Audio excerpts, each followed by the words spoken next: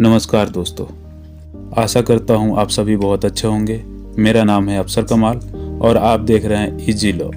Easy law में आपका स्वागत है। दोस्तों, हम पढ़ेंगे, सीखेंगे और जानेंगे इंडियन पॉलिटी को। दोस्तों, ये लक्ष्मीकांत का 6th एडिशन है। नया सीरीज स्टार्ट किए हैं। आइए जानते हैं इंडियन पॉलिटी चैप्टर 1 के बारे में। के पर्सपेक्टिव से, चाहे आप यूपीएससी की तैयारी कर रहे हो, चाहे आप पीसीएस की तैयारी कर रहे हो, एसएससी, सीजीएल, रेलवे, कोई भी एग्जाम हो, अगर आपको पॉलिटी समझनी है तो आपको लक्ष्मीकांत पढ़नी ही पड़ेंगे। जिससे भी आप पूछोगे कोई एक किताब पॉलिटी कंप्लीट करने के लिए, तो वो होती है लक्ष्मीकांत। ओके, तो यहां पे हम लोग इसको देखेंगे। दोस्तों, सबसे पहले आपको एक चीज ये करनी है कि आपको बस अपने पास एक लक्ष्मीकांत की 6th एडिशन की किताब खरीद के रखनी है। तो आप उसको कहीं से भी मंगा सकते हैं, अमेजॉन, फ्लिपकार्ट, कोई भी दुकान से आपको ये किताब मिल जाएगी। बहुत ही कॉमन किताब है, ऑलमोस्ट सबके पास होती है। इन केस अगर आपके पास 6th एडिशन नहीं है, अगर आप 5th एडिशन पढ़ रहे हो इस किताब का, तो भी आप इस चीजों में मतलब आप वीडियोस में जो आपको पढ़ाऊंगा, आप 5th एडिशन खोल के भी उसको रिलेट कर सकते हो। 5th और 6th में यही फर्क है, कुछ चैप्टर्स में अपडेट है और कुछ नए चैप्टर्स हैं। तो जो भी अपडेटेड चीजें वो तो मैं आपको बताऊंगा ही। ओके, तो आपको किताब अपने पास खरीद के रखनी। दोस्तों, ये वीडियोस अगर आप सारी देख लेंगे, आपको इंडियन पॉलिटी कहीं और पढ़ने की जरूरत नहीं। जो 2-2, 1-1 लाख की कोचिंग देख के आप पढ़ते हैं, कुछ जरूरत नहीं पड़ेगी, सब कुछ आपको समझ में आएगा। ये पहला पार्ट है आपका, थोड़ा सा आपको पेशेंट रहना पड़ेगा। फर्स्ट पार्ट है।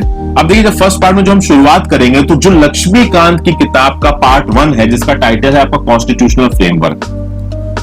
ठीक है, उस कॉन्स्टिट्यूशनल फ्रेमवर्क के अंदर जो पहली यूनिट है, उस यूनिट का टाइटल है आपका हिस्टोरिकल बैकग्राउंड। तो इस कॉन्स्टिट्यूशनल फ्रेमवर्क की पहले यूनिट का आप कह सकते हैं टाइटल है हिस्टोरिकल बैकग्राउंड। और उस हिस्टोरिकल बैकग्राउंड में 2 टाइम पीरियड्स को बांटा गया है। एक है आपका कंपनी रूल, तो एक टाइम पीरियड उसमें आपका कंपनी रूल, जो कि है आपका 1773 से 1858 का। और उसके बाद दोस्तों आता है आपका क्राउन रूल। जो क्राउन रूल होगा वो होगा 1858 टू 1947 का, जब तक हमको आजादी मिलेगी। तो क्राउन रूल को हम लोग अगली वीडियो में डिस्कस करेंगे। यहां पे हम लोग शुरुआत कर रहे हैं द कंपनी रूल से। और कंपनी रूल पे जाने से पहले हम लोग हिस्टोरिकल बैकग्राउंड में थोड़े से बेसिक को देखेंगे। तो शुरुआत करते हैं फ्रेंड्स अपनी इस वीडियो को बिना टाइम को वेस्ट किए हुए। देखिए, जो ब्रिटिशर्स थे, अच्छा, मैं ये होप कर रहा हूं कि आपने लक्ष्मीकांत की किताब अपने सामने खोल रखी है, क्योंकि आप उससे पढ़ते चलिए और मैं आपको एक्सप्लेन करता चलूंगा। वैसे तो मैंने कुछ शॉर्ट पॉइंट्स भी आगे बना रखे हैं, बट इन शॉर्ट पॉइंट्स के साथ साथ देखिए, जो लोग नोट्स बनाने के लिए पर्सपेक्टिव रखते हैं, पॉलिटी में नोट्स बिल्कुल मत बनाइए दोस्तों। आप अपने पास एक हार्ड कॉपी रखिए इस लक्ष्मीकांत की, और अपने पास एक मार्कर रखिए। पढ़ाते वक्त मैं आपको बताता जाऊंगा कि कौन से इंपॉर्टेंट पॉइंट्स हैं। उन मार्कर्स को, उन पॉइंट्स को अपने हाईलाइटर से या मार्कर से नोट करते जाइएगा। ठीक है, तो आप हाइलाइटर ले लीजिए, उससे अपने इन पॉइंट्स को नोट करते जाइए। वही आपके नोट्स हैं। चूंकि पॉलिटी बहुत बड़ी है, लिखने पे नोट्स करने पाएंगे तो आपको बहुत सारा टाइम वेस्ट होगा, वो आपको नहीं करना है। क्योंकि इस लक्ष्मीकांत की किताब को एक बार पढ़ने के बाद आपको बहुत बार रिवाइज करना होगा। तो उस रिवीजन के टाइम पे जो कुछ भी आपने हाइलाइटर से मार्क किया होगा, वो एक तरीके से आपकी मदद करेगा। तो जो ब्रिटिशर्स हैं, वो इंडिया में पहली बार कब आए थे? तो 1600 के लगभग ब्रिटिशर्स इंडिया में एज अ ट्रेडर्स आए थे, एज व्यापारी आए थे, एज बिजनेस पर्सन आए थे। ठीक है, और वो किस फॉर्म में आए थे? तो they were a representative of British East India Company. जो ब्रिटिश ईस्ट इंडिया कंपनी है, इसका रिप्रेजेंटेटिव बन के आए थे ये ट्रेडर्स। इन ट्रेडर को एक चार्टर मिला था। चार्टर किसने दिया था? चार्टर दिया था क्वीन एलिजाबेथ। ठीक है, क्वीन एलिजाबेथ ने चार्टर दिया था इनको। ओके, और उस चार्टर के दम पे, चार्टर कह सकते हैं कि ये जो एलिजाबेथ थी, वो भाई रानी थी आपकी इंग्लैंड की। उनके पास परमिशन थी सबको कि आप ये कर सकते हैं, आप ये कर सकते हैं करने की। तो इन क्वीन ने इस कंपनी को ये परमिशन दी कि भाई आप जाके ट्रेड कर सकते हैं इंडिया में। और फिर लोग भैया इंडिया में ट्रेड करने ये लोग पहुंचे इन 1600 एज ट्रेडर्स। तो शुरुआत में जब 1600 में यहां पे आए, तो भैया बहुत हमारे जो देश है उसमें मुगल काल का शासन था। अच्छा, आपसे एक सिंपल सा सवाल पूछता हूं, 1556 से 1605 तक किस मुगल काल के एम्परर का राज था? ये आप मुझे कमेंट सेक्शन में बताइए। वैसे तो मैं आपको बहुत ही हलवा सवाल पूछ रहा हूं, बट आपको पता होगा। तो आप समझ सकते हैं कि जिस समय पे ये परमिशन लगभग मिली थी इन ब्रिटिशर्स को आके इंडिया में ट्रेड करने की, उस समय पे मुगल काल का शासन चल रहा था। और धीरे धीरे फिर इसी कंपनी के रिप्रेजेंटेटिव्स इंडिया में आकर मुगल शासकों से परमिशन मांगेंगे कि भैया हमको ट्रेड करने दीजिए। वो किस तरीके से परमिशन मांगेंगे और किस ऑर्डर में वो आएंगे वो मैंने मॉडर्न हिस्ट्री में डिस्कस किया है, आगे भी डिस्कस करूंगा जब मैं स्पेक्ट्रम की वीडियोस बनाऊंगा। ठीक है, 1765 में, याद रखिए दोस्तों, 1765 में इस कंपनी को परमिशन मिल गई और उस परमिशन को बोला गया दीवानी। ठीक है, सबसे पहले तो ये जानते हैं कि ये दीवानी दी किसने।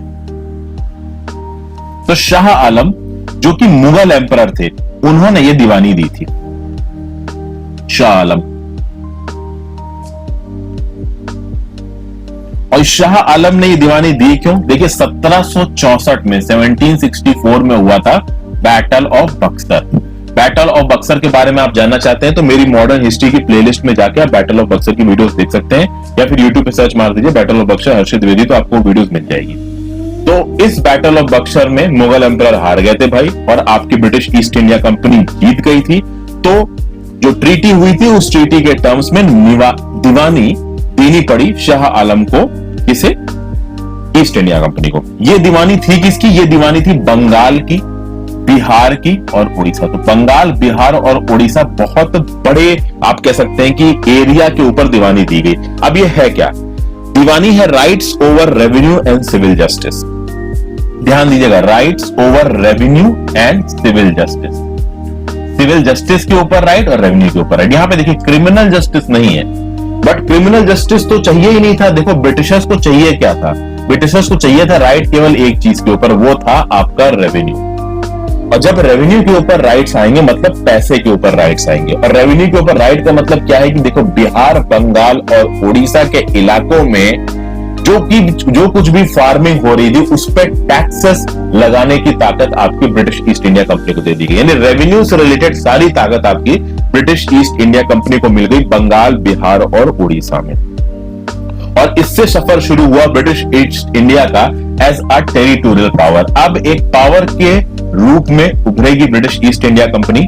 चूंकि पावर का एक बहुत मेन एलिमेंट होता है कि आपके पास टैक्स लगाने की ताकत होनी चाहिए, और वो टैक्स लगाने की ताकत आपको कहां से मिली?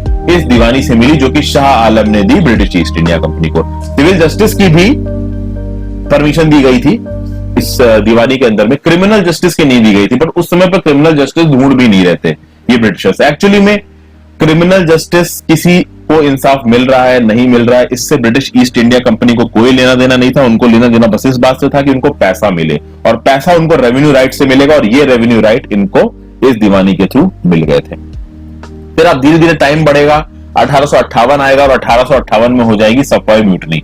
हालांकि इससे बहुत पहले से ही सफॉय म्यूटनी अलग अलग फॉर्म में अलग अलग जगहों पे शुरू हो गई थी।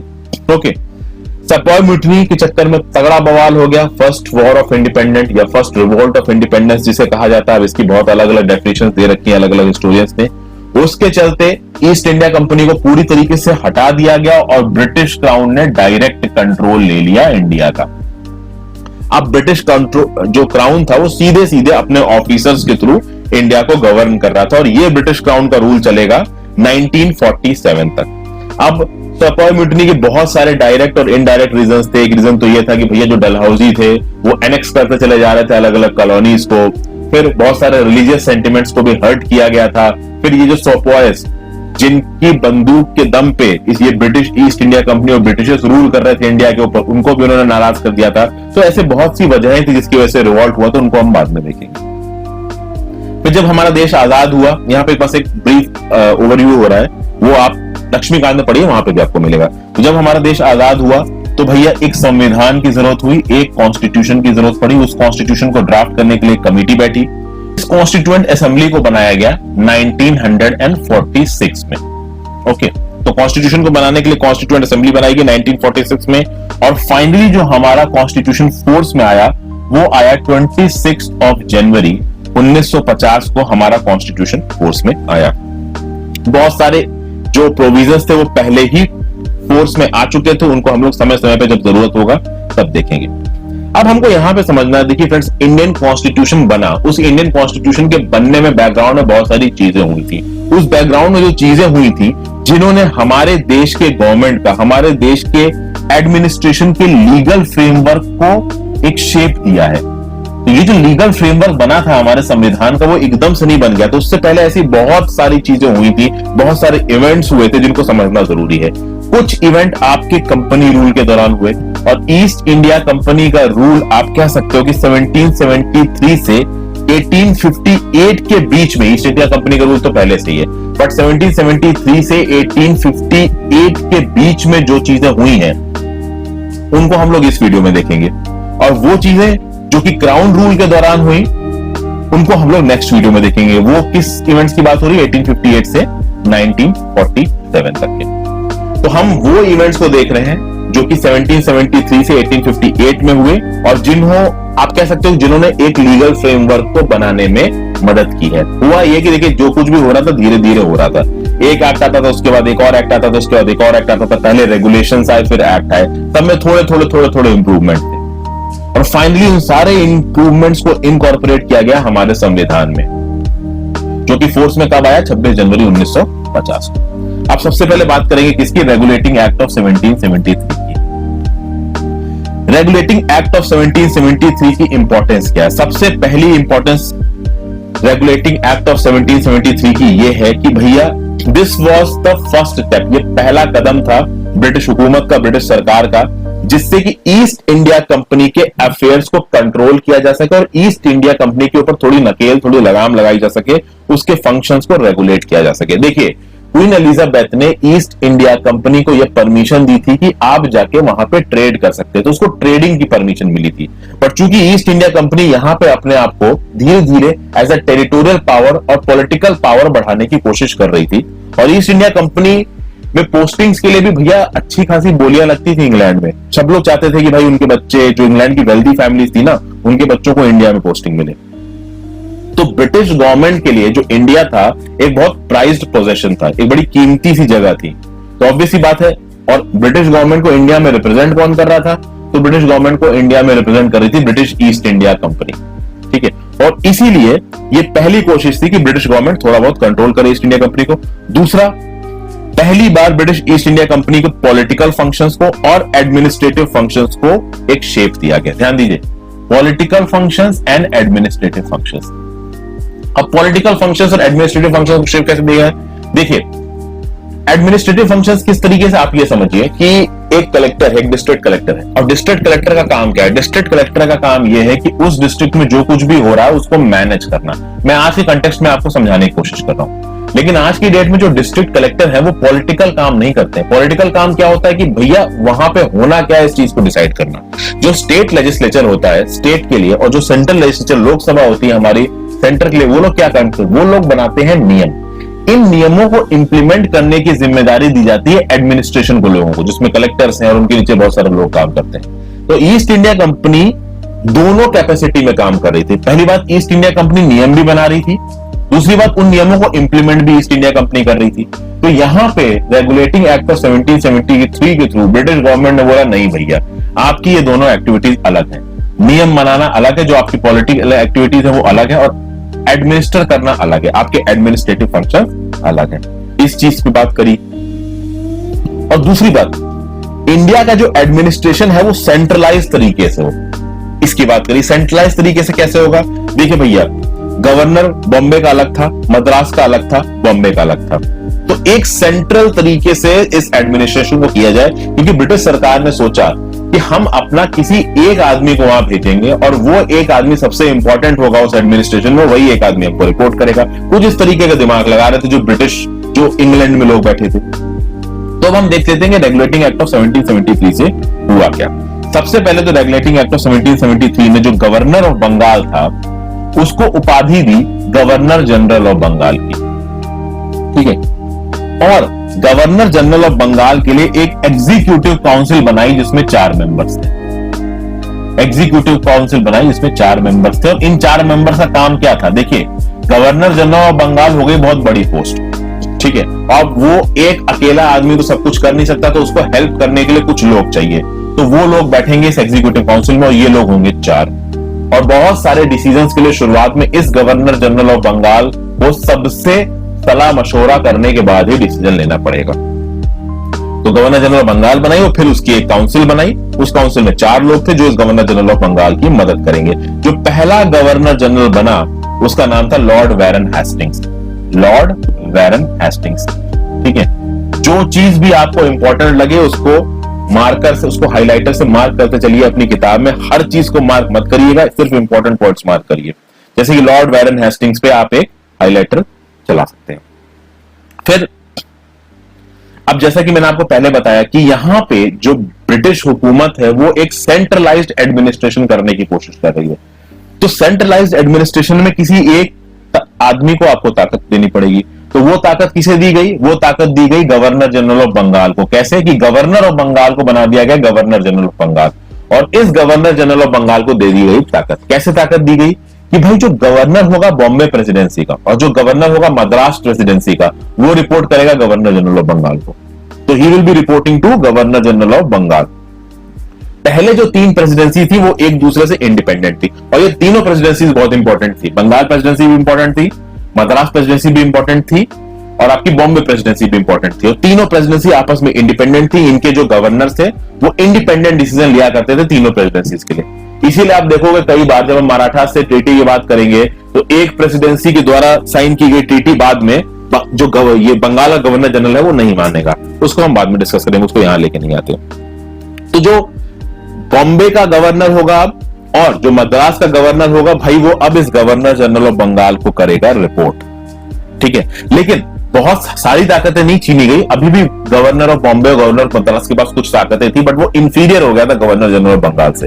धीरे धीरे देखेंगे कि आगे के रेगुलेटिंग एक्ट्स के थ्रू इनकी ताकतें और छीनी जाएंगी। किसकी? गवर्नर ऑफ बॉम्बे की और गवर्नर ऑफ मद्रास की। फिर इसी भैया रेगुलेटिंग एक्ट 1773 से ये बोला गया कि एक सुप्रीम कोर्ट बनाया जाएगा, और वो सुप्रीम कोर्ट कहां बनाया जाएगा? कैलकाटा में बनाया जाएगा। और ये चीज 1774 में बनाई गई आपकी। इसमें एक चीफ जस्टिस होगा और 3 और जजेस होंगे। एक चीफ जस्टिस और 3 अदर जजेस।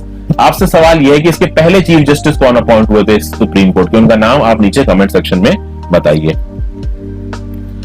अब एक और यहां पे शर्त रखी गई रेगुलेटिंग एक्ट ऑफ 1773 में कि जो भी कंपनी के सर्वेंट्स है, जो भी कंपनी के लिए काम कर रहे हैं, ईस्ट इंडिया कंपनी के लिए इंडिया में काम कर रहे हैं, वो यहां पे किसी भी तरीके की ब्राइब या प्रेजेंट नहीं लेंगे या किसी भी तरीके का प्राइवेट ट्रेड नहीं करेंगे। होता क्या था देखिए दोस्तों कि अब ये कंपनी के जो सर्वेंट्स थे इंडिया के अलग अलग हिस्सों में अपॉइंटेड थे।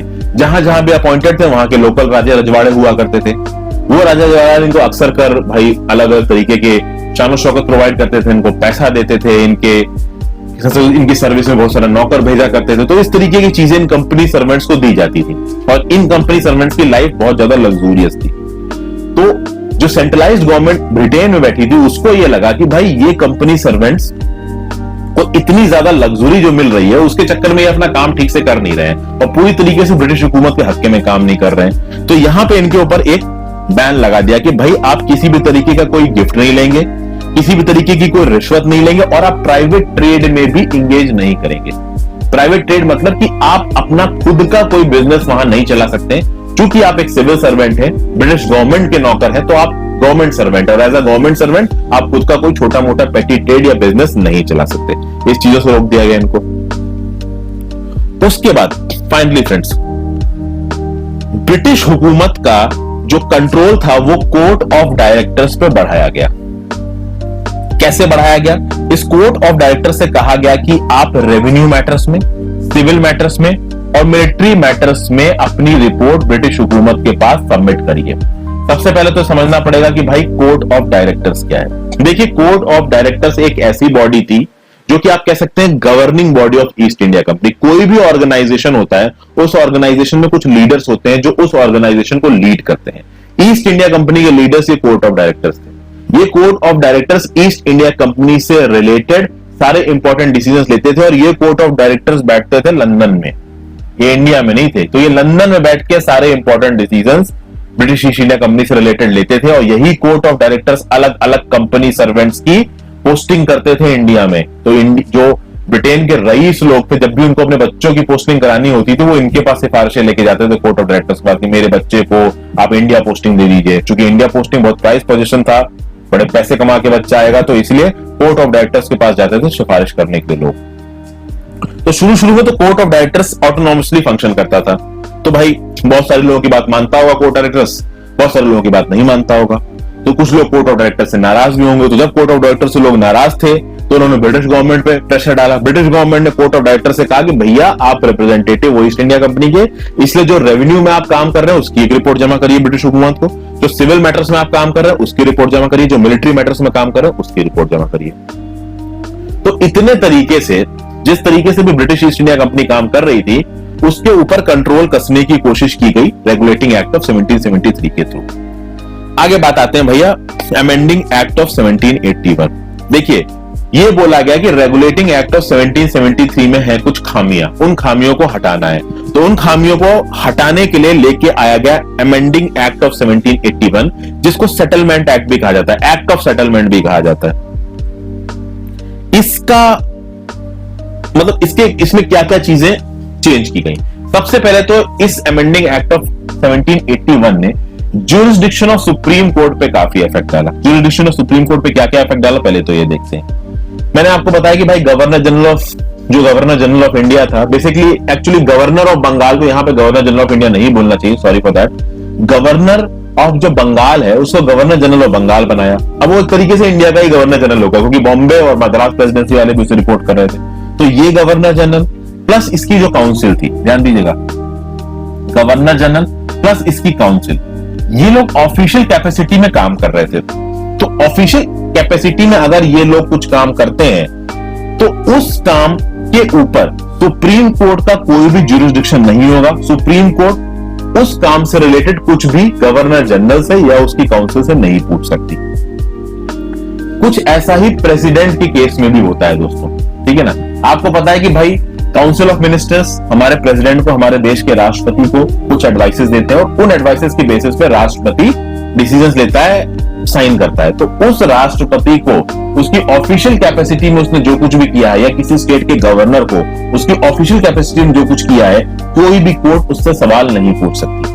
कुछ आप इसको यहां से रिलेट कर सकते हो। तो यहाँ पे जो सुप्रीम कोर्ट जो 1774 में बना था, इससे ये बोल दिया कि भैया गवर्नर जनरल कोई ऑफिशियल काम कर रहा है या उसकी काउंसिल कोई ऑफिशियल काम कर रही है, तो ऑफिशियल कैपेसिटी में जो भी काम करेंगे आप उस पर कोई भी इंक्वायरी या केस नहीं चलाएंगे। फिर जो सर्वेंट्स थे कंपनी के, अब यहाँ पे तो गवर्नर जनरल और उनकी काउंसिल की बात हो गई तो सबसे ऊपर हो गए, कंपनी के नीचे बहुत सारे सर्वेंट भी काम कर रहे हैं। तो ये सर्वेंट्स जब अपनी ऑफिशियल कैपेसिटी में कोई काम कर रहे हैं, और ऑफिशियल कैपेसिटी में काम करने के लिए इनको इनके ईस्ट इंडिया कंपनी के बॉसेस ही बोलेंगे, तो अपनी ऑफिशियल कैपेसिटी में अगर कंपनी के सर्वेंट्स कोई काम कर रहे हैं, उसके रिलेशन में भी सुप्रीम कोर्ट इन पे कोई मुकदमा नहीं चला सकता है। लेकिन एक बात ध्यान दीजिएगा, अगर ये सर्वेंट्स अपने प्राइवेट कैपेसिटी में कोई काम कर रहे हैं, अपना पर्सनल बिजनेस चला रहे हैं, तो उस केस में सुप्रीम कोर्ट इनके ऊपर सुनवाई कर सकता था। बट अगर ऐसा कोई सर्वेंट अपनी ऑफिशियल कैपेसिटी में काम कर रहा है, ठीक है, कंपनी के ऑर्डर्स पे कोई काम कर रहा है, तो उस पे सुप्रीम कोर्ट किसी भी तरीके की कोई इंक्वायरी नहीं चला सकती। फिर रेवेन्यू मैटर्स, यानी कि ये जो टैक्स, रेवेन्यू मैटर समझ लीजिए मतलब टैक्स को लगाने की ताकत। जब भी रेवेन्यू मैटर से कोई बात आएगी, या फिर कलेक्शन ऑफ रेवेन्यू कैसे करना है, कितना हुआ, इन सब चीजों को जब देखने की बात आई, तो उसमें भी सुप्रीम कोर्ट का ज्यूरिसडिक्शन छीन लिया गया। तो अब सुप्रीम कोर्ट से गवर्नर जनरल को क्वेश्चन करने की ताकत, काउंसिल को क्वेश्चन करने की ताकत, सर्वेंट्स को क्वेश्चन करने की ताकत और रेवेन्यू के मैटर्स पे क्वेश्चन करने की ताकत छीन ली गई, ठीक है। क्योंकि अगर इन पे क्वेश्चन करने की ताकत सुप्रीम कोर्ट के पास रहेगी, तो सुप्रीम कोर्ट तो सबसे ज्यादा ताकतवर हो जाएगा, फिर तो वो किसी की सुनेगा ही नहीं, वो वहां का जज अपनी ही चलाएगा।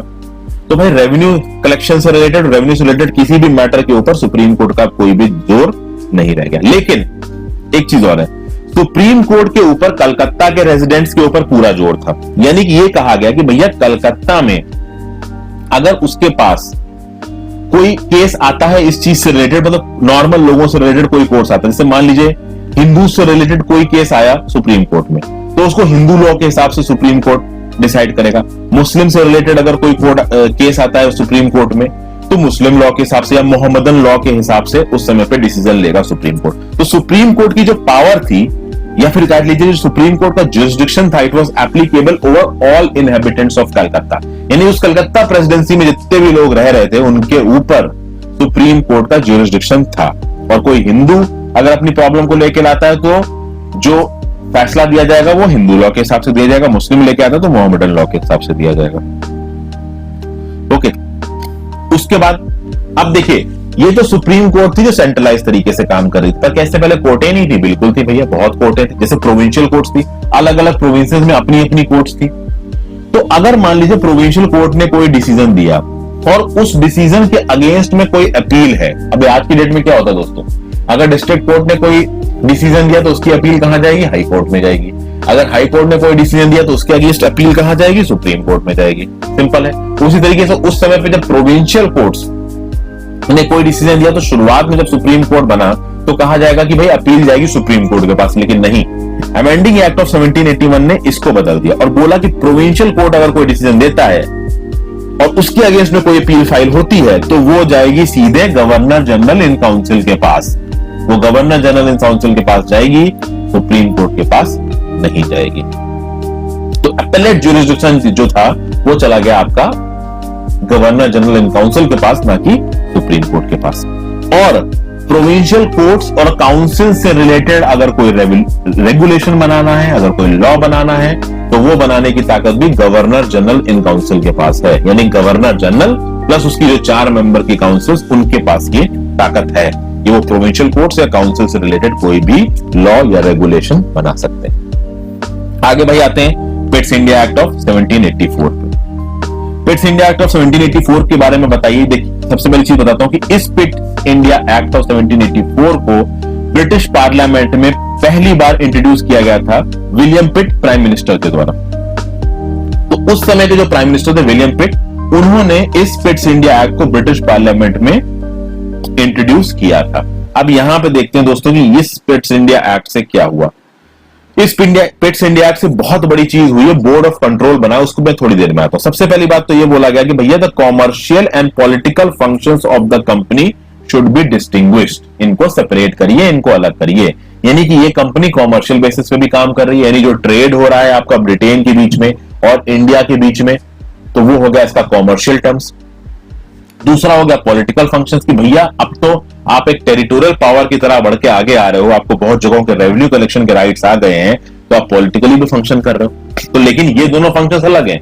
आप एक व्यापारी का फंक्शन होना और एक गवर्नमेंट का फंक्शन होना। जब आप पॉलिटिकल फंक्शन करते हो मतलब आप सरकार हो, और जब आप कॉमर्शियल फंक्शन करते हो तो आप व्यापारी हो। तो एज अ व्यापारी और एज सरकार आपके जो फंक्शंस हैं वो अलग अलग हैं, उनको डिफरेंशिएट किया जाए।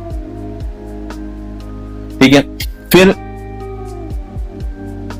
जब ये बात कर दी गई कि कॉमर्शियल फंक्शंस अलग हैं, पॉलिटिकल फंक्शंस अलग हैं, तो अब इन कॉमर्शियल फंक्शंस और पॉलिटिकल फंक्शंस को देखेगा कौन? तो कोर्ट ऑफ डायरेक्टर सर्वे सर्वा था ईस्ट इंडिया कंपनी का, मैंने आपको बताया।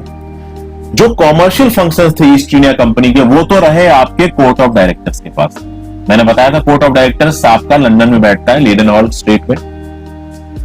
जो पॉलिटिकल फंक्शंस थे कंपनी के वो चले गए आपकी एक नई बॉडी के पास। वो बॉडी का नाम क्या था? Board of control. ये बोर्ड ऑफ कंट्रोल भी भाई आपका लंदन में ही बैठता था। तो कोर्ट ऑफ डायरेक्टर्स भी आपका लंदन में बैठता था, बोर्ड ऑफ कंट्रोल भी आपका लंदन में बैठता था। तो अलग कैसे थे? कोर्ट ऑफ डायरेक्टर्स रिप्रेजेंट करता था ईस्ट इंडिया कंपनी को और बोर्ड ऑफ कंट्रोल यहां पे रिप्रेजेंट कर रहा है सेंट्रल ब्रिटिश गवर्नमेंट को, ब्रिटिश क्राउन को। तो ये बोर्ड ऑफ कंट्रोल सीधे सीधे ब्रिटिश क्राउन को रिपोर्ट करता था। तो बोर्ड ऑफ कंट्रोल के पास चले गए सारे political functions east India company के। यानी कि सरकार चलाने की जब बात आएगी तो वो अब ईस्ट इंडिया कंपनी नहीं चलाएगी, वो कौन चलाएगा? वो बोर्ड ऑफ कंट्रोल चलाएगा। और बोर्ड ऑफ कंट्रोल किसके अंडर में है? ब्रिटिश क्राउन के अंडर में है, वहां की ब्रिटिश गवर्नमेंट के अंडर में। तो एक तरीके से डबल गवर्नमेंट आ गया। और इस डबल गवर्नमेंट में व्यापारी वाले काम, कॉमर्शियल काम थे ईस्ट इंडिया कंपनी के पास, और जो पॉलिटिकल काम थे, सरकार चलाने वाले काम थे, वो बोर्ड ऑफ कंट्रोल के पास। और इससे बोर्ड ऑफ कंट्रोल को यह ताकत मिली कि जितनी भी सिविल गवर्नमेंट है, मिलिट्री गवर्नमेंट है या रेवेन्यूज है ब्रिटिश पोजीशन ऑफ इंडिया के, वो जाएंगे आपके बोर्ड ऑफ कंट्रोल के पास। फिर से बताता हूं, सिविल गवर्नमेंट, मिलिट्री गवर्नमेंट, भैया जो भी आर्म फोर्सेस थी ब्रिटिशर्स की जो तैनात थी वहां पे, उसके ऊपर ताकत। सिविल फोर्सेस, पुलिस में जो रिक्रूटमेंट होता था उसके ऊपर कंट्रोल, और रेवेन्यू का कंट्रोल, यानी अलग अलग जगहों से जो फार्मर्स है, जो एग्रीकल्चर्स, जो फार्मर हुआ करते थे ना, उनसे जो टैक्स लिया करता था उनके प्रोड्यूस पे, तो वो सब चीजों को डिसाइड करने की ताकत आ गई किसके पास? वो सब चीजों को डिसाइड करने की ताकत आ गई आपकी बोर्ड ऑफ कंट्रोल के पास। तो सिविल गवर्नमेंट को चलाने की ताकत, मिलिट्री गवर्नमेंट को चलाने की ताकत और रेवेन्यू मैटर से रिलेटेड ताकत चलेगी बोर्ड ऑफ कंट्रोल के पास। तो आप समझ सकते हैं कि ईस्ट इंडिया कंपनी के पास अब बहुत ज्यादा चीजें बची नहीं है, केवल कॉमर्शियल चीजें बची हैं, केवल ट्रेड की ताकत ब्रिटिश ईस्ट इंडिया कंपनी के पास बची हुई थी। तो इस एक्ट से हुआ क्या, पिट्स इंडिया एक्ट ऑफ 1784 से, कि पहली बार जो ईस्ट इंडिया कंपनी की टेरिटरीज थी इंडिया में, उनको बोला गया ब्रिटिश पोजेशंस इन इंडिया। अब तक वो ईस्ट इंडिया कंपनी के पोजेशंस बोले जा रहे थे, बट अब उन्हें बोला गया ब्रिटिश पोजेशंस इन इंडिया। दूसरा बोला गया कि भैया जो ब्रिटिश गवर्नमेंट है, उस ब्रिटिश गवर्नमेंट को सुप्रीम कंट्रोल मिल गया कंपनी के अफेयर्स के ऊपर और उसके एडमिनिस्ट्रेशन के ऊपर। और ये कंट्रोल किसके थ्रू मिला, ये कंट्रोल मिला बोर्ड ऑफ कंट्रोल के थ्रू। तो ये बोर्ड ऑफ कंट्रोल बना के जो शिकंजा था, जो अपना कंट्रोल था ब्रिटिश गवर्नमेंट ने, वो कस लिया किसके ऊपर, ईस्ट इंडिया कंपनी के ऊपर। बहुत सारी ताकत उनसे छीन ली और जो थोड़ी बहुत ताकत थी उसमें भी वो उसके ऊपर कंट्रोल कर रहे थे। अच्छा, आप ये सोचिए कि इतना कुछ कर क्यों रहे थे भैया, ब्रिटिश ईस्ट इंडिया कंपनी के ऊपर इतना कंट्रोल क्यों कर रहे थे? क्योंकि आप देखिएगा फ्रेंड्स, ये जो समय है ना, ये अमेरिकन रेवोल्यूशन का समय है, और इस समय पे यूएस में, जो आज का प्रेजेंट डे का नॉर्थ अमेरिका है, वहां तरखाट मचा हुआ था। नॉर्थ अमेरिका में यूएसए है ना, यूएसए में भी भैया ब्रिटिशर्स ही गए थे और वहां पे रूल कर रहे थे, लेकिन बाद में उन ब्रिटिशर्स ने अपने आप को अमेरिका बोल दिया और ब्रिटिश सरकार को टाटा बाय बाय कर दिया। तो ब्रिटिश सरकार से बोला कि भैया हम अलग कंट्री हैं, आपसे हमारा कोई लेना देना नहीं है। तो अमेरिकन रेवोल्यूशन को जिस समय पे जोर पकड़ रहा था, उस चक्कर में इंडिया में इतने ज्यादा कंट्रोल किए जा रहे थे। ठीक है, आगे बात करते हैं एक्ट ऑफ 1786 की।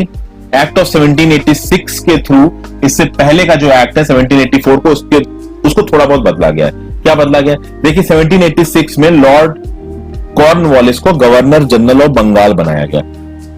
कॉर्नवालिस ने जबरदस्त मतलब चेंजेस किए हैं हमारे कॉन्स्टिट्यूशनल फ्रेमवर्क में। लॉर्ड कॉर्नवालिस बहुत इंपॉर्टेंस रखते हैं। तो भैया लॉर्ड कॉर्नवालिस 1786 में आए गवर्नर जनरल ऑफ बंगाल। उन्होंने बोला कि मैं इस पोस्ट को 2 शर्तों पे लूंगा, अगर आप मेरी 2 शर्तें मान लेंगे तो मैं इस पोस्ट को ले लूंगा।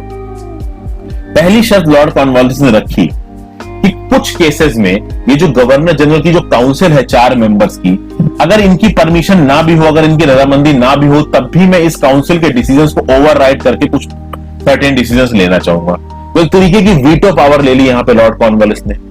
दूसरी, लॉर्ड कॉर्नवालिस को कमांडर इन चीफ डिक्लेयर किया जाएगा। जितनी भी ब्रिटिश फोर्सेस हैं, और जो ब्रिटिश की फोर्सेस में इंडियन लोग भी काम कर रहे हैं, जितनी भी ब्रिटिश फोर्सेस हैं इंडिया में, उनका कमांडर इन चीफ होंगे आपके कौन? Lord Cornwallis.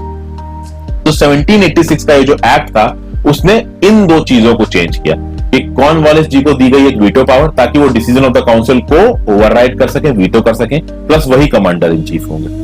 ओके, आगे बात करते हैं एक्ट ऑफ 1793 की। 1793 के एक्ट में पहला चीज क्या हुआ? जो लॉर्ड कॉर्नवालिस को ताकत दी गई थी ना कि भाई वो अपने काउंसिल की एडवाइसेस को ओवरराइड करके किसी एक चीज को अप्लाई कर सकते हैं स्पेशल सर्कमस्टांसेस में, ये ताकत अब सारे फ्यूचर गवर्नर जनरल्स को दे दी गई। और उसी तरीके से प्रेसिडेंसी में जो गवर्नर हुआ करते थे, उनको भी ताकत दी गई। जो बॉम्बे प्रेसिडेंसी थी, जो मद्रास प्रेसिडेंसी थी, वहां पे भी तो उन गवर्नर्स की एक काउंसिल थी। उस काउंसिल को भी ओवरराइड करने की ताकत वहां के गवर्नर्स को दे दी गई।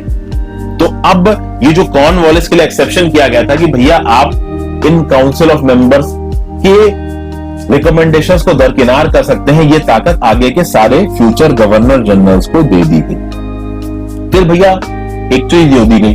दूसरा, मद्रास प्रेसिडेंसी और बॉम्बे प्रेसिडेंसी के ऊपर जो शिकंजा था गवर्नर जनरल ऑफ बंगाल का, वो कसा गया। पहले इस एक्ट से पहले, अब देखिए एग्जैक्ट उसमें डिटेल्स में जाने की जरूरत नहीं, 1793 से पहले ये जो गवर्नर ऑफ मद्रास प्रेसिडेंसी थे और गवर्नर ऑफ बॉम्बे प्रेसिडेंसी थे, ये रिपोर्ट तो करते थे आपके गवर्नर जनरल ऑफ बंगाल को, ठीक है, उनसे इंफीरियर थे, बट फिर भी कुछ मैटर्स में वो अपने डिसीजन खुद लिया करते थे। लेकिन अब जो गवर्नर जनरल ऑफ बंगाल का जो शिकंजा था, वो और कसा इन मद्रास और बॉम्बे प्रेसिडेंसीज के ऊपर, और इन मद्रास और बॉम्बे प्रेसिडेंसीज की बहुत सी जो ताकतें थी जो वहां के गवर्नर्स के पास थी, वो भी गवर्नर जनरल ऑफ बंगाल के पास आ गई। ओके, फिर ये कहा गया कि भैया, अब जैसे कि मैंने आपको पहले बताया कि भैया पॉलिटिकल फंक्शंस और आपके commercial functions east India company के अलग अलग किए गए थे, लेकिन ईस्ट इंडिया कंपनी, इंडिया के अंदर जो ट्रेड करने की परमिशन थी, जो इंडिया के अंदर ट्रेड करने की बादशाहत थी, मोनोपोली थी, वो भाई केवल ईस्ट इंडिया कंपनी के पास थी और किसी के पास भी नहीं थी। और ब्रिटिश पार्लियामेंट में बहुत सारे इन्फ्लुएंशियल लोग इस बात पे बहुत प्रेशराइज कर रहे थे कि भैया अब इस ट्रेड मोनोपोली को हटाइए। कंपनी को आपने ट्रेड मोनोपोली क्यों दे रखी थी? लेकिन भाई कंपनी भी ताकतवर थी, जो कंपनी के कोर्ट ऑफ डायरेक्टर्स थे ना, वो भी ताकतवर थे, वो भी पैसा भेज रहे थे, ब्रिटिश गवर्नमेंट ने बहुत सारे लोगों को। तो उस चलते ये कहा गया कि भैया आपने पॉलिटिकल पावर्स तो छीन ही ली है आपने ब्रिटिश ईस्ट इंडिया कंपनी से, लेकिन जो कंपनी की ट्रेड मोनोपोली है, जो कॉमर्शियल मोनोपोली आपने कंपनी को दे रखी है, वो 20 साल और बढ़ाई जाती है। यानी 1793 से 20 साल बढ़ा दिया, मतलब 1813 तक अभी भी ईस्ट इंडिया कंपनी के पास ट्रेड करने की मोनोपोली है। ओके, ये एक चीज करी गई। उसके बाद चौथा पॉइंट जो दे रखा है आपकी बुक में कि कमांडर इन चीफ जो होगा, ओके, नॉर्मल कर वो गवर्नर जनरल इन काउंसिल में नहीं होगा अनटिल अनलेस उसको गवर्नर जनरल इन काउंसिल में अपॉइंट किया जाए। देखिए, गवर्नर जनरल इन काउंसिल में थे 4 लोग, अब वो 4 थे। तो अब ये कहा गया कि भैया ये जो कमांडर इन चीफ है, जो ब्रिटिश फोर्सेस थी, उनका जो कमांडर इन चीफ है वो गवर्नर जनरल इन काउंसिल के जो 4 मेंबर्स है उनको बिलोंग नहीं करेगा until unless specifically British government से ऑर्डर आया हो कि नहीं भैया ये जो कमांडर इन चीफ है इन 4 लोगों में से होगा। जब तक ऐसा कोई ऑर्डर नहीं आया तब तक कमांडर इन चीफ एक अलग पोस्ट होगी, गवर्नर जनरल तो अलग है ही, और साथ साथ जो 4 काउंसिल मेंबर्स हैं वो अलग है। ध्यान दीजिएगा, कॉर्नवालिस ने शर्त रखी थी कि मैं ही कमांडर इन चीफ रहूंगा, लेकिन कॉर्नवालिस के बाद के जो गवर्नर जनरल आए हैं वो सारे कमांडर इन चीफ नहीं रहे। ओके, आगे बात करते हैं दोस्तों।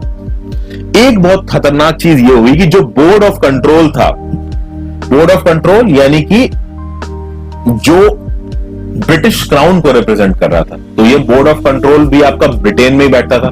बोर्ड ऑफ डायरेक्टर्स तो बैठता ही था ब्रिटेन में, ये बोर्ड ऑफ कंट्रोल ब्रिटेन में बैठता था। ये बोर्ड ऑफ कंट्रोल और प्लस इस बोर्ड ऑफ कंट्रोल में काम करने वाले जितने भी लोग हैं उनके काम करने का खर्चा, उनकी सैलरी, उनसे रिलेटेड जितने भी एक्सपेंसेस होंगे वो जाएंगे आपके भारतीय रेवेन्यू से। यानी भारत से जो पैसा आ रहा है उस पैसे के थ्रू बोर्ड ऑफ कंट्रोल के मेंबर्स की फीस, उनके स्टाफ की फीस, उनका सारा खर्चा, वो सब कुछ बियर किया जाएगा इंडियन रेवेन्यू से। और भैया वो बड़ी लग्जूरियस लाइफ जीते थे, ये खर्चा अच्छा खासा था, कम नहीं था।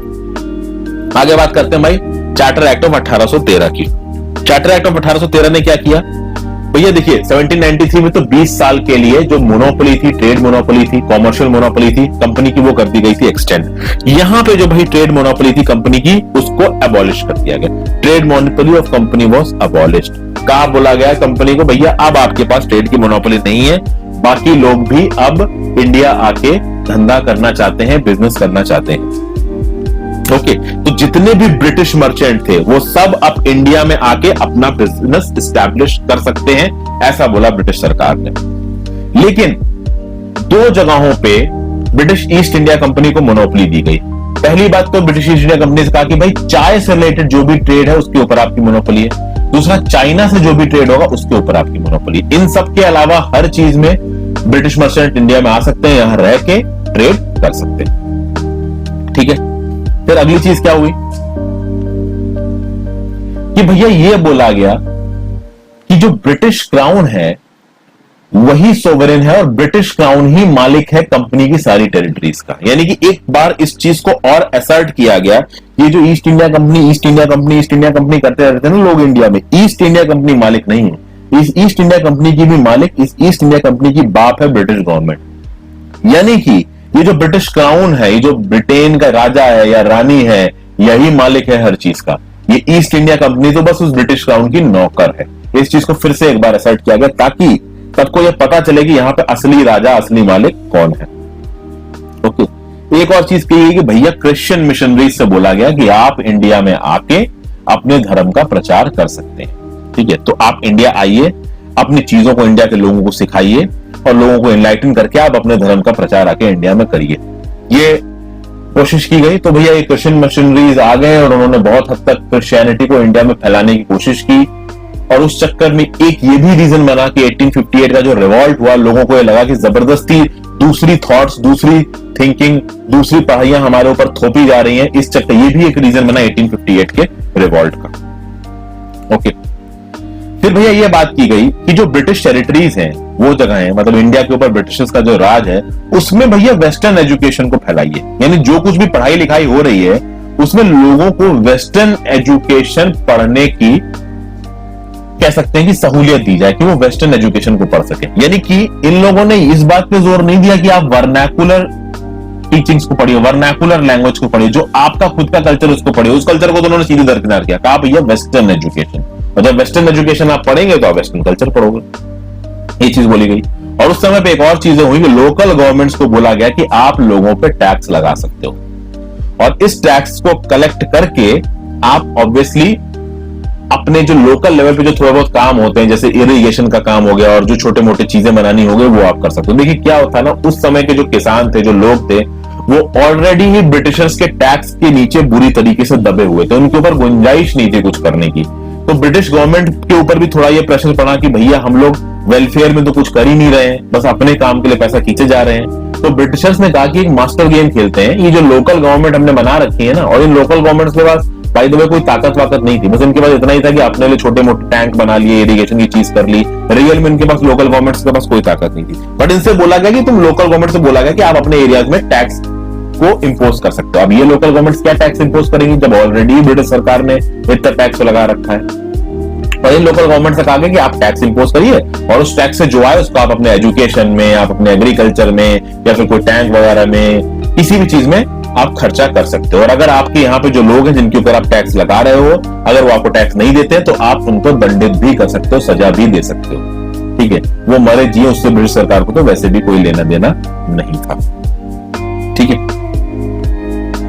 और इसका रीजन एक ये भी था कि जो लोकल गवर्नमेंट्स पे जिन लोगों को अपॉइंट किया था ना ब्रिटिश गवर्नमेंट ने, वो इस बात से बड़ा परेशान रहते थे कि हम लोग को लोकली कुछ करने को मिलता नहीं है, ना हमारे पास कोई पैसा होता, क्योंकि सारा पैसा तो ब्रिटिशर्स ही खींच लेते थे अपने पास। तो उस चक्कर में एक खुश करने के लिए इस, आप कह सकते हो कि लोकल गवर्नमेंट के कंसेप्ट को शुरू किया था ब्रिटिशर्स ने। इसका होने कुछ नहीं वाला था, ये उन्हें भी मालूम था, क्योंकि पैसा था नहीं फार्मर्स के पास देने के लिए, ऑलरेडी वो सब कुछ ही दे रहे थे। फिर आगे बात करेंगे चार्टर एक्ट ऑफ 1833 की। ठीक है, चार्टर एक्ट ऑफ 1833 ने, अब मेन चीज आएगी, गवर्नर जनरल ऑफ बंगाल को गवर्नर जनरल ऑफ इंडिया का दर्जा दे दिया। तो 1833 से जो अपॉइंट होगा उसको आप बोलोगे गवर्नर जनरल ऑफ इंडिया। और पहले गवर्नर जनरल ऑफ इंडिया बने वो थे आपके विलियम बेंटिक। ठीक है, विलियम बेंटिक। यूपीएससी में जब आप अपने आंसर्स लिख रहे हो तो उनको लॉर्ड विलियम बेंटिक लिखिएगा। ठीक है, विलियम बेंटिक मत लिखिएगा, क्योंकि फॉर्मल, हम तो पढ़ाई के पर्सपेक्टिव से फॉर्मल तरीके से देख रहे हैं, तो अपने किसी भी फॉर्मल आंसर में लॉर्ड विलियम बेंटिक लिखिएगा। ओके, ठीक है। तो गवर्नर जनरल बंगाल को दर्जा दिया गया गवर्नर जनरल ऑफ इंडिया का, और इस गवर्नर जनरल ऑफ इंडिया में सारी सिविल पावर्स थी, सारी मिलिट्री पावर्स थी। ठीक है, टोटल जो टेरिटोरियल इंडिया था ब्रिटिशर्स का इंडिया में, उसके पूरे के ऊपर इनके पास अथॉरिटी थी। तो सारी सिविल पावर, सारी मिलिट्री पावर्स, कंप्लीट एरिया के ऊपर कंप्लीट अथॉरिटी थी इस गवर्नर जनरल ऑफ इंडिया की। तो जब ये अथॉरिटी दी गई तो भाई गवर्नर ऑफ बॉम्बे प्रेसिडेंसी और गवर्नर ऑफ मद्रास प्रेसिडेंसी के पास जो कुछ थोड़ी मोड़ी लेजिस्लेटिव पावर्स बची थी वो भी उनसे छीन ली गई। तो अब अगर बॉम्बे या मद्रास में कोई लेजिस्लेशन करना है, कोई नियम बनाना है, तो वो ताकत अब सिर्फ गवर्नर जनरल ऑफ इंडिया के पास होगी। यानी एक्सक्लूसिव लेजिस्लेटिव पावर्स यानी कि लेजिस्लेशन, नियम बनाने से रिलेटेड सारी ताकत कहां आ गई? गवर्नर जनरल ऑफ इंडिया के पास। अब नियम बॉम्बे प्रेसिडेंसी का गवर्नर और मद्रास प्रेसिडेंसी का गवर्नर नहीं बना सकता। जो governor general of India Bengal में बैठ के बना देगा वही बॉम्बे मद्रास दोनों जगह पे एप्लीकेबल होगा। और इस एक्ट से एक चीज ये भी बोली गई कि इससे पहले जो कुछ भी नियम बने थे उनको आप बोलोगे रेगुलेशन, और इस नियम से लेके आगे जो भी नियम बनेंगे उनको आप बोलोगे एक्ट। ये भी कहा गया। ठीक है, आगे बात करेंगे फ्रेंड्स कि ईस्ट इंडिया कंपनी जो थी, ईस्ट इंडिया कंपनी पहले क्या थी दोस्तों? East India company commercial company थी। लेकिन कॉमर्शियल कंपनी 1813 में क्या होता? 1813 में भाई चाय में वो ट्रेड कर सकते थे, चाइना के साथ ट्रेड कर रहे थे। अब चाय और चाइना के साथ जो ट्रेड था ना वो भी हटा दिया गया ईस्ट इंडिया कंपनी के पास। ईस्ट इंडिया कंपनी की पॉलिटिकल पावर तो छीन ली गई थी, नियम बनाने की ताकत उसके पास थी नहीं, उसके पास कॉमर्शियल ताकत थी। वो कॉमर्शियल ताकत भी उसके पास 1833 में चली गई। अब as a commercial company east India company exist नहीं करती थी। अब ईस्ट इंडिया कंपनी का वजूद क्या था? Now east India company was a purely administrative body. Administrative काम बचे थे अब ईस्ट इंडिया कंपनी के पास। एडमिनिस्ट्रेशन का काम था, मतलब कि भाई नियम ब्रिटेन से बनेंगे। ठीक है, वो कौन बनाएगा ब्रिटेन के बिहाफ पे? गवर्नर जनरल ऑफ इंडिया बनाएगा। ओके, उस नियमों को इंप्लीमेंट करने में और थोड़ा बहुत उनको लागू करने में उस एडमिनिस्ट्रेशन में ईस्ट इंडिया कंपनी का रोल था। ना अब ईस्ट इंडिया कंपनी एक कॉमर्शियल कंपनी थी और ना ही वो पॉलिटिकल कंपनी थी। मतलब रिलेशंस बनाना, नियम बनाना, ये ईस्ट इंडिया कंपनी के पास तो पहले ही नहीं था। कॉमर्शियल जो ताकतें थी वो चली गई, अब वो बस सिर्फ एडमिनिस्टर करेगी। ओके, ये चीज सिंपल बोल दी गई। और चार्टर एक्ट ऑफ 1833 में एक और प्रावधान लेके आया गया, कोशिश की गई लाने की, हालांकि इसको ला नहीं सके। ये बोला गया कि भाई एक ओपन कंपटीशन किया जाएगा और इस ओपन कंपटीशन के थ्रू सिविल सर्वेंट्स को चुना जाएगा। जो आज की डेट में आईएएस पीसीएस हुआ करते थे ना, ये सिविल सर्वेंट्स ही हैं। उस समय पे इन सिविल सर्वेंट्स के सिलेक्शन के लिए एक ओपन कंपटीशन होगा और ये कहा जाएगा कि भाई इंडियंस को आप किसी भी तरीके की पोस्ट या फिर एम्प्लॉयमेंट या ऑफिस को होल्ड करने से रोकोगे नहीं। होता क्या था पहले फ्रेंड्स, दो चीजें होती थी। पहले एक होती थी कोवेनेंटेड सिविल सर्विसेज, एक होती थी नॉन कोवेनेंटेड सिविल सर्विसेज। तो कोवेनेंटेड सिविल सर्विसेज में सबसे आला दर्जे के अफसर आते थे और नॉन कोवेनेंटेड सिविल सर्विसेज में नीचे में दर्जे के, जैसे क्लर्क हो गया, प्रिंट हो गया, टाइपिस्ट करने वाला हो गया, आलतू फालतू काम करने वाले जो लोग होते हैं उस टाइप के। तो नॉन कोवेनेंटेड सर्विसेज में तो भाई काम करते थे इंडियंस, बट कोवेनेंटेड सर्विसेज जो होती थी ना उसके लिए सीधे ब्रिटेन से आते थे लोग। और भाई यही सबसे बड़ी चीज थी ईस्ट इंडिया कंपनी की, जो कोर्ट ऑफ डायरेक्टर्स हुआ करते थे वो कोर्ट ऑफ डायरेक्टर्स अपनी जान पहचान के लोगों को यहां भेज देते थे क्योंकि अच्छी पोस्टिंग थी, कमाई अच्छी होती थी। ठीक है, तो इस चीज को मतलब करने की कोशिश की गई। जो कोवेनेंटेड सर्विसेज हैं, इन कोवेनेंटेड सर्विसेज में भी भैया इन सिविल सर्वेंट्स को, मतलब इसमें भी इंडियंस को अपीयर होने की, इंडियंस को सेलेक्ट होने की सहूलियत दी जाए। लेकिन इस प्रोविजन के खिलाफ भैया कोर्ट ऑफ डायरेक्टर्स ने बवाल खड़ा कर दिया कि हम ये तो नहीं होने देंगे, क्योंकि कोर्ट ऑफ डायरेक्टर्स अभी भी एक्टिव था, पूरी तरीके से खत्म नहीं हुआ था। भले ही उसकी power as a commercial body आपने ले ली, बट एडमिनिस्ट्रेशन इंडिया में काफी हद तक एडमिनिस्ट्रेशन में ये कोर्ट ऑफ डायरेक्टर्स और ईस्ट इंडिया कंपनी अभी भी इन्वॉल्व थी, वो पूरी तरीके से खत्म नहीं हुई थी। वो पूरी तरीके से डिसॉल्व हो गई 1858 में, बट तब तक ईस्ट इंडिया कंपनी थी। तो ईस्ट इंडिया कंपनी के हेड कोर्ट ऑफ डायरेक्टर्स ने बोला भाई ये तो हम नहीं होने देंगे, भैया ओपन कंपटीशन के थ्रू नहीं, सिविल सर्वेंट्स का अपॉइंटमेंट तो भैया हमारा प्रेरोगेटिव है, ये तो हमारा सबसे प्राइस चीज है, इसे ही आप हमसे छीने ले रहे हो। तो ये होने नहीं दिया कोर्ट ऑफ डायरेक्टर्स ने। फिर आगे आते हैं, 20 साल बीत गए, अब आया charter act of 1853। Charter act of 1853 ने क्या कहा? सबसे पहली चीज, ये जो गवर्नर जनरल इन काउंसिल है, गवर्नर जनरल का जो काउंसिल है ना, इसके लेजिस्लेटिव फंक्शंस को और एग्जीक्यूटिव फंक्शंस को करो अलग। यानी कि गवर्नर जनरल के काउंसिल में जो लोग बैठे हैं, कुछ लोग सिर्फ लेजिस्लेशन का काम देखें और कुछ लोग सिर्फ एग्जीक्यूटिव काम देखें। जैसा कि मैंने बताया, लेजिस्लेचर होता है फ्रेंड्स आपका नियम बनाना और एग्जीक्यूटिव का काम होता है नियम को इंप्लीमेंट करना। तो नियम बनाने के लिए 6 नए मेंबर्स को अपॉइंट किया गया गवर्नर जनरल की काउंसिल में। 6 नए मेंबर्स को नियम बनाने के लिए गवर्नर जनरल की काउंसिल में डाला गया और इनको बोला गया लेजिस्लेटिव काउंसिलर्स। ओके, इनको कहा गया लेजिस्लेटिव काउंसिलर्स। इनका स्पेशल काम यह था कि भैया गवर्नर जनरल की मदद करिए लेजिस्लेशन को बनाने में। ठीक है, इसीलिए एक सेपरेट आपका गवर्नर जनरल लेजिस्लेटिव काउंसिल बन गया, जिसको बोला गया India central legislative council. India central legislative council बना। ध्यान दीजिएगा, ये बहुत इंपॉर्टेंट है। चार्टर एक्ट ऑफ 1853 में हुआ है। पहले जो गवर्नर जनरल की काउंसिल थी उसको 2 भागों में बांटा गया। एक था लेजिस्लेटिव फंक्शन जिसका काम था नियम बनाना, दूसरा था एग्जीक्यूटिव फंक्शन जिसका काम था नियम इंप्लीमेंट करना। लेजिस्लेटिव फंक्शंस के लिए 6 लेजिस्लेटिव मेंबर्स को अपॉइंट किया गया जिसका नाम था लेजिस्लेटिव काउंसिलर्स, और उनको मिला के बना क्या? Indian central legislative council. आप कह सकते हो कि this was a sort of mini parliament, एक लेजिस्लेटिव विंग थी। जिस तरीके से ब्रिटिश पार्लियामेंट ब्रिटेन में काम करती थी, कुछ उस तरीके से ये चीज यहां पे काम करेगी। उसको जितना हो सके उतना कॉपी करने की कोशिश करेगी, पूरी तरीके से तो कॉपी नहीं किया जा सकता। ठीक है, फिर भाई जो चीज पहले करने की कोशिश की गई थी कि हाँ एक ओपन कंपटीशन बनाइए सिविल सर्वेंट्स के लिए, कि सिविल सर्वेंट्स यहां पे आके मतलब कंपटीशन के थ्रू जो इंडियन लोग हैं वो भी सिविल सर्विस को ज्वाइन कर सकते हैं, कोवेनेंटेड सिविल सर्विसेज को ज्वाइन कर सकते हैं। ये चीज की बात कही गई। कोवेनेंटेड सिविल सर्विसेज के बारे में मैंने आपको बताया कि फ्रेंड्स की जो भी सिविल सर्विसेज 2 भागों में थी, एक कोवेनेंटेड थी, एक अनकोवेनेंटेड थी। अनकोवेनेंटेड में नीचे के लेवल के लोग थे और कोवेनेंटेड में आपके हाई लेवल लोग थे। तो नॉन कोवेनेंटेड और कोवेनेंटेड।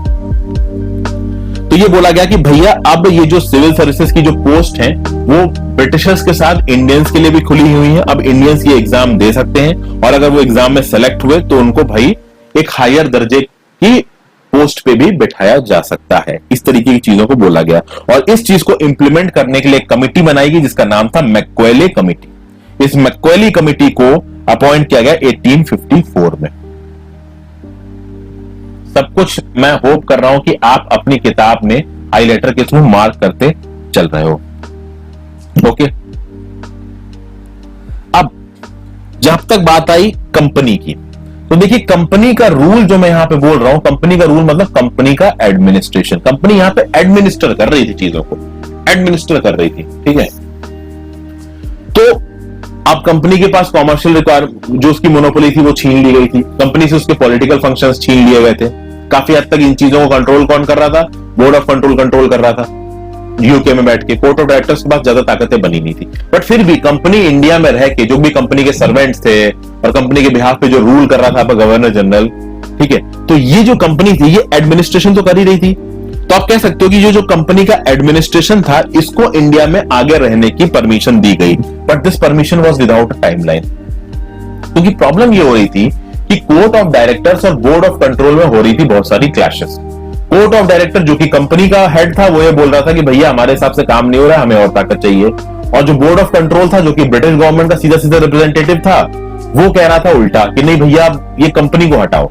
और बोर्ड ऑफ कंट्रोल के ऊपर प्रेशर डल रहा था ब्रिटिश गवर्नमेंट से, ब्रिटिश क्राउन से, क्योंकि ब्रिटिश क्राउन के ऊपर जो इंग्लैंड की सोसाइटी के बाकी इन्फ्लुएंशियल मेंबर्स थे वो प्रेशर डाल रहे थे कि भैया कंपनी को अभी तक सहूलियत क्यों दी जा रही, इसको हटाओ।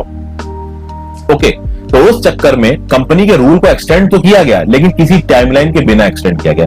यानी अब जब भी ब्रिटिश क्राउन चाहेगा उस समय पे ब्रिटिश क्राउन पूरी तरीके से कंट्रोल ले सकता है इंडिया की टेरिटरीज का, कंपनी को एक झटके में वो हटा सकता है। यानी कि पहले क्या हो रहा था कि 1813 में 20 साल के लिए एक्सटेंड किया गया, 1833 में 20 साल के लिए एक्सटेंड किया गया, 1853 में एक्सटेंड ही नहीं किया गया। एक्सटेंड किया गया बट कोई टाइमलाइन नहीं दी गई कि इतने साल के लिए, बस कर दिया एक्सटेंड कि हाँ भाई जब मन करेगा तब इनको निकाल के बाहर फेंक देंगे, इस कंपनी के रूल को हटा के फेंक देंगे। कंपनी को हटाना मतलब कोर्ट ऑफ डायरेक्टर्स का है।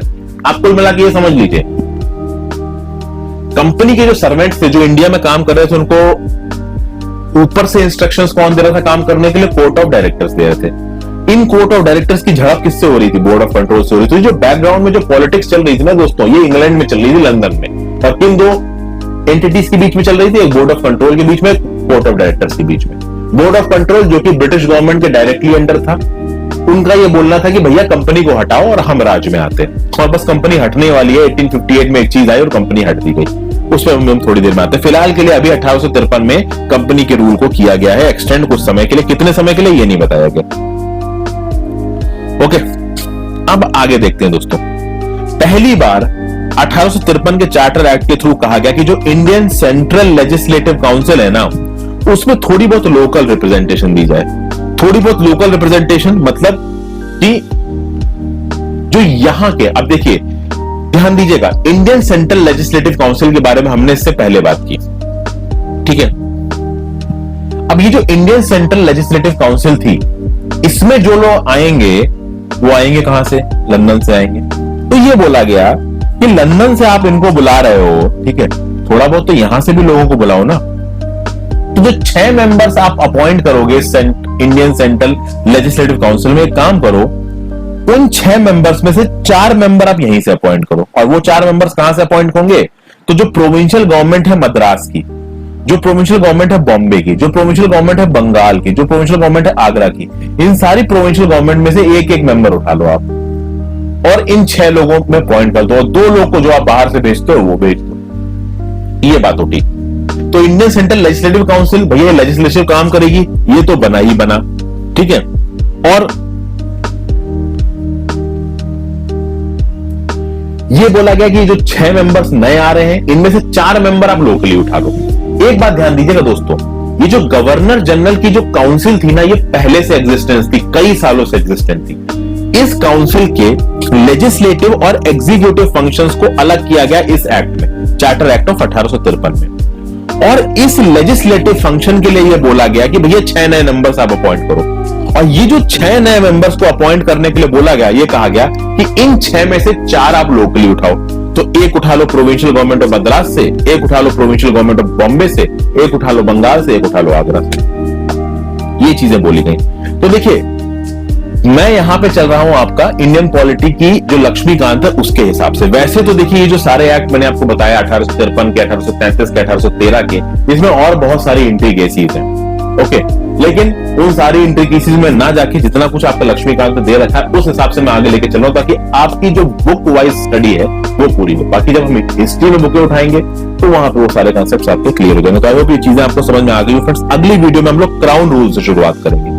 क्राउन रूल जो कि 1858 से 1947 में था। तो सबसे पहले हम लोग गवर्नमेंट ऑफ इंडिया एक्ट 1858 देखेंगे, फिर इंडियन काउंसिल एक्ट 1861 देखेंगे, उसके बाद हम लोग देखेंगे इंडियन काउंसिल एक्ट 1892, फिर इंडियन काउंसिल एक्ट 1909, फिर गवर्नमेंट ऑफ इंडिया एक्ट 1919, फिर आपका हम लोग समिंग कमीशन के बारे में भी थोड़ी बहुत बात करेंगे, कम्युनल अवार्ड के बारे में बात करेंगे, गवर्नमेंट ऑफ इंडिया एक्ट 1935 के बारे में बात करेंगे, और फिर फाइनली इंडियन इंडिपेंडेंस एक्ट आ जाएगा 1947 का। देखिए ये बहुत मेजर चीजें हैं, तो थोड़ी थोड़ी चीजें मैं आपको बताना शुरू करूंगा, और नेक्स्ट वीडियो में बताऊंगा कि जब इंटरिम गवर्नमेंट बनी थी 1946 में, तो उस गवर्नमेंट में अलग अलग मेंबर्स ने कौन कौन से पोर्टफोलियोज को हेल्ड किया था, ये सब चीजें मैं देखूंगा। ठीक है, तो अगली वीडियो के लिए तैयार रहिए फ्रेंड्स। आप इन वीडियोस को शेयर जरूर कर दीजिए अपने दोस्तों के साथ, इसको लाइक कीजिए, मेरा जाइएगा मत, तो चैनल को सब्सक्राइब कर लीजिए। देखिए बड़ी मेहनत लग